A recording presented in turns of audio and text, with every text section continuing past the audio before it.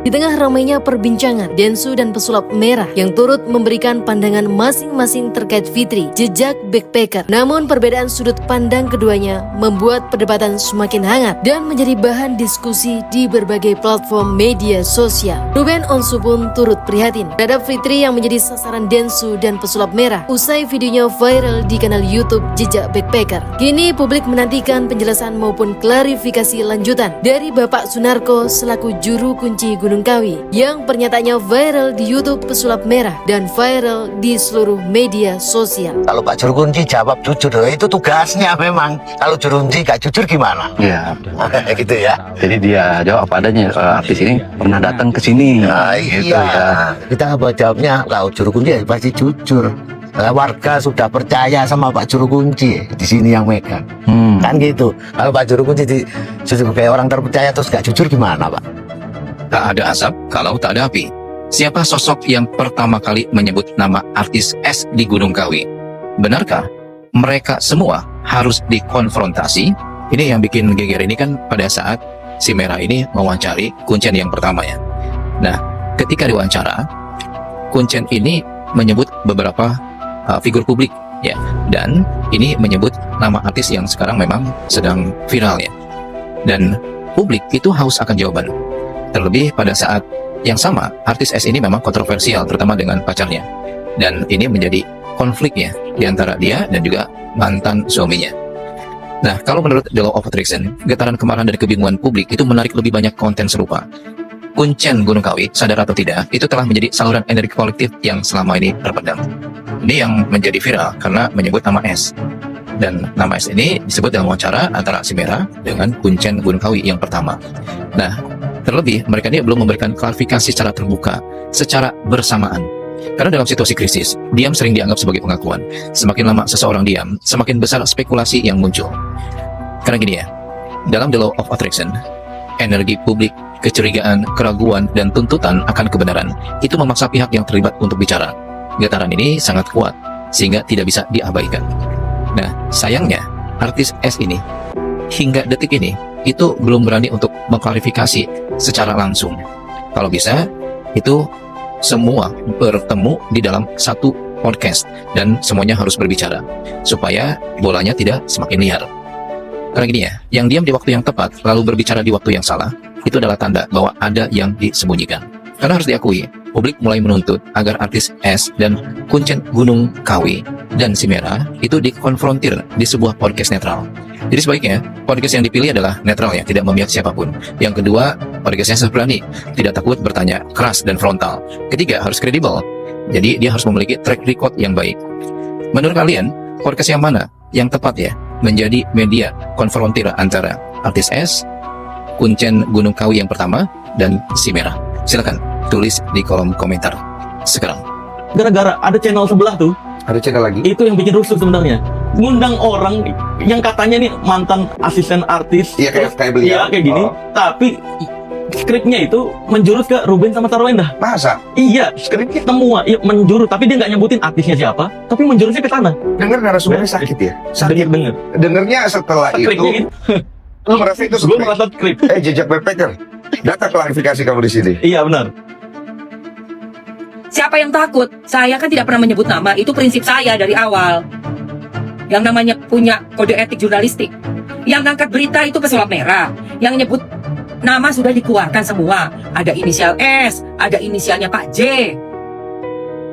Tanggung jawab dong klarifikasi. Enak aja lu.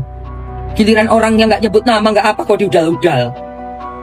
Oh pokoknya wedi karo Kuncen ya. Wanita kowe. Iku sing sebut nama jelas loh, kok rawani kowe. Neng kene ae. Nak aja lu. Jelas-jelas kok namanya itu disebut sono. Ya sono klarifikasi. Ya. Gak berani.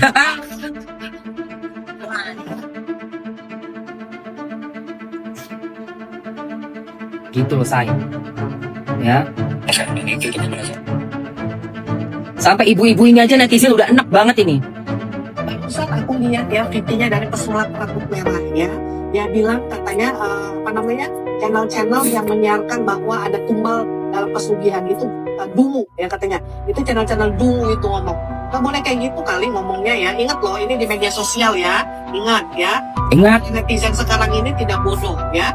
Para netizen sekarang ini cerdas ya. Sampai kamu bawa-bawa mengenai backpacker ya, yang mewawancarai podcast Mbak Fitri ya. Ingat, kita semua ini dengar bahwa Mbak Fitri itu tidak menyebutkan siapa nama khususnya artis. Lah kenapa kamu bisa bicarakan itu adalah DSW? Nah, ini poin ya. Ini ibu-ibu loh. Ini ibu-ibu perwakilan netizen, gue gak tahu siapa namanya nih Bu. Norma Siregar. Bagus loh dia. Kok bisa langsung kamu tuh menyudutkan si orang yang gak salah debut nama sama sekali, sementara kamu loh yang udah bikin tayangan loh. Dan jelas banget udah tahu orangnya juga kan. Masa mesti diputar lagi di sini, diputar ulang? Kenapa gak ke situ ke orang yang nyebut nama aja? Kenapa sih?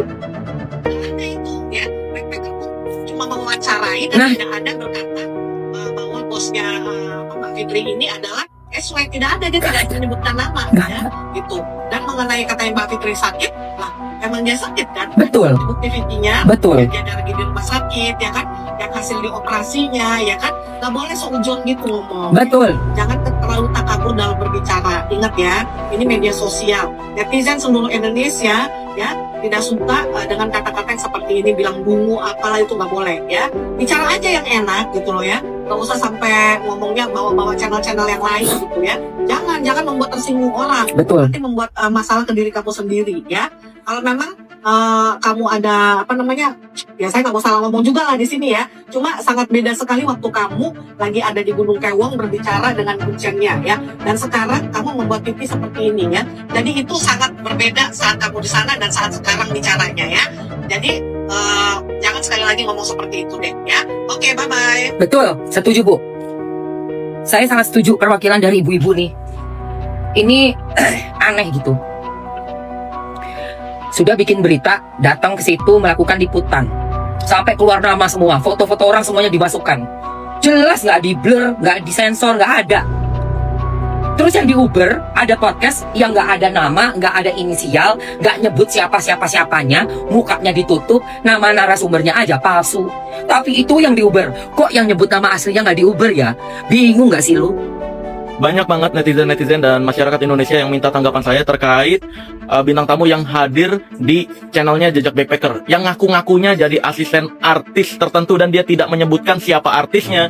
Dan parahnya netizen ini menduganya itu adalah asistennya Sarwenda, asistennya Ruben dan semacamnya. Ini kasihan gitu. Dan di situ akibat cerita dungunya, banyak masyarakat Indonesia yang jadi percaya seolah-olah pesugihan itu beneran ada yang tumbal. Tuh buktinya dari cerita ini beneran kan tuh pesugihan itu yang ditumbalin AIWO. Buktinya tuh si Fitri itu, si asisten itu setelah si majikannya ke Gunung Kawi dia beneran sakit dan semacamnya. Ini Ruben Onsunya sendiri udah menyatakan bahwa tidak kenal dengan Fitri tersebut.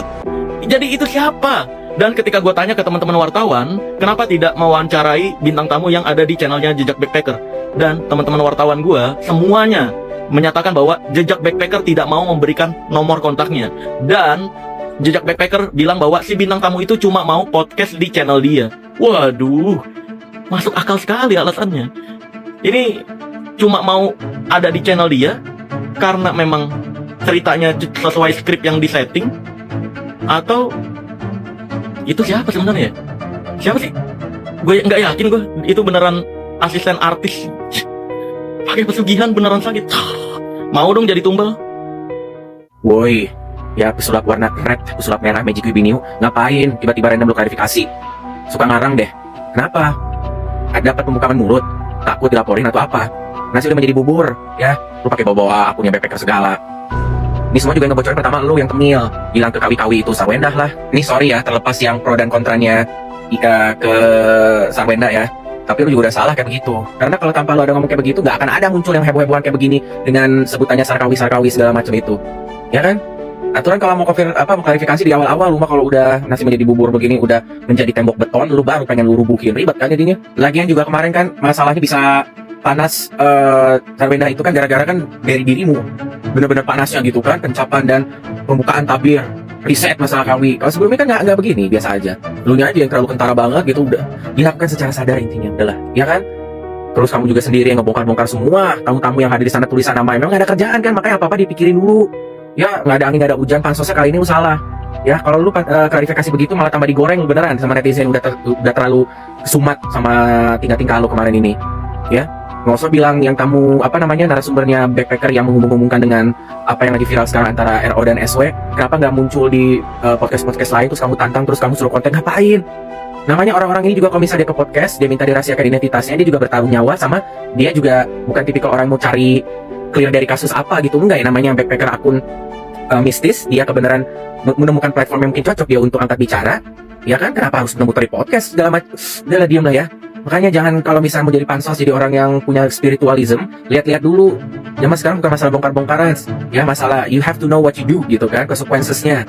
Masalahnya ini sesuatu hal yang lagi ada perkara, terus lu juga ikut nimbrung di situ. Nggak usah pakai klarifikasi segala lah, ya kan? Kemarin kuncinya udah digoreng abis kan, tiba-tiba ngomong masalah tidak benar. Nah, sekarang lu ikut-ikutan begini, ya orang sendiri yang mancing namanya sampai keluar begitu, ya kan? Lu obrak-abrik itu Gunung Kawi sampai orang dari pihak Gunung Kawinya sendiri melarang konten kreator untuk membuat vlog atau syuting-syuting di situ karena udah terlalu merusak kesakralan di daerah situ, ya kan? Karena dipertaruhkan juga, ya kan? Kucing-kucing di sana juga dapat teguran jadinya ntar. Pesulap red magicku Hibiniu, pesulap merah darah, shut your mouth. Ya, jadi tambahan lagi nih Pak Agus ya.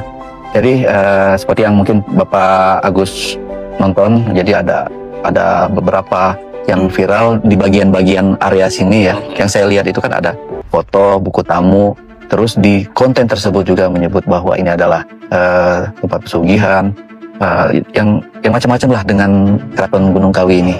Nah, menurut Pak Agus sendiri, tanggapannya dari Pak Agus tentang si influencer ini menyebarkan konten seperti itu seperti apa? Bicara soal yang kemarin, Pak, yang sempat viral, itu sebenarnya boleh saya support, sebenarnya agak kurang ajar sih, Pak.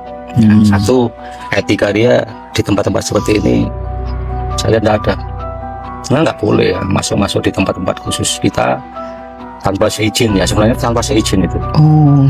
Ya, harusnya seizin. Satu, dua, apa ya juga boleh diizinkan ya. Tempat ini kan sebenarnya tempat peribadatan dari 5 agama loh. Ya, contoh aja kita lihat ada musola, ada rumah doa untuk Kristen ya. Terus ada wihara, kelenteng, pura.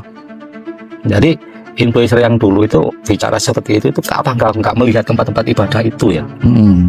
Terus langsung bilang aja keraton gitu. Padahal keraton terdiri dari unsur-unsur 5 agama itu. Nah, di wihara, di pura, gereja, musola, itu tempat doa-doa, tempat ibadah dengan tujuan yang baik dan welas asih loh dasarnya. Nggak ada konsep-konsep pesugihan yang pakai tumbal atau kan, nggak ada. Bisa marah semua itu, benar nggak? Ya, sebatas sepengetahuan saya ya, untuk kunjungan di sini kan nggak terbatas ya, dan tidak dibatasi untuk siapapun. Karena diawali tempat ini sebenarnya adalah untuk tempat berdoa sebenarnya. Dimana di dalam konsep doa itu pun yang jelas salah satunya adalah untuk memohon kepada Yang Maha Kuasa ini soal kelancaran rezeki. Itu salah satunya ya. Cuma nanti kadang-kadang hal seperti itu dibelok-belokkan dengan kayak spiritual pesugihan atau apa tuh. Sebenarnya sederhananya begitu.